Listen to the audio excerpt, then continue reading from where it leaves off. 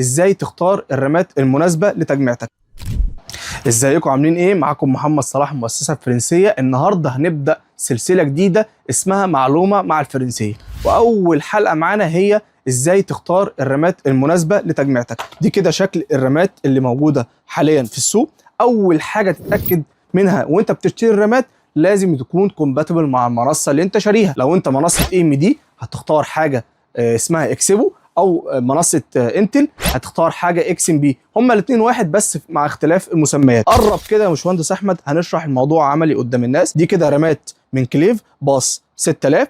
اي رامات دي ار 5 بتنزل الديفولت بتاعها 4800، والشركات بتنزل لك الخصائص البروفايلات دي عشان انت تقدر توصل للباص اللي مكتوب على العلبه. هنا الرامات دي بتدعم اكسبو وبتدعم اكس ام بي، يبقى الرامات دي كده بتدعم المنصتين، فدي انت هتشتريها وانت مغمض. تاني حاجه معانا الرامات الكورسير. في رامات هتلاقي مكتوب عليها 4 اي ام دي، دي كده خاصه باي ام دي، والرامات دي هتلاقي مكتوب عليها انتل اكس ام بي، دي كده خاصه بمنصه انتل. تالت حاجه تهتم بيها هي السي ال، واشهر سي ال موجود دلوقتي هو ال 6000 سي ال 28 او 6000 سي ال 30. دي تتاكد منها وانت بتشتري الرامات علشان ما يواجهكش مشاكل مع الاستخدام بلو سكرين او الجهاز يعمل فريز، فانت بغنى على المشاكل دي. لو انتوا عجبكم السلسله دي ممكن تكتب لي في التعليقات، او عايزين نتكلم على ايه في الاسئله الجايه وانا هرد عليكم بنفسي.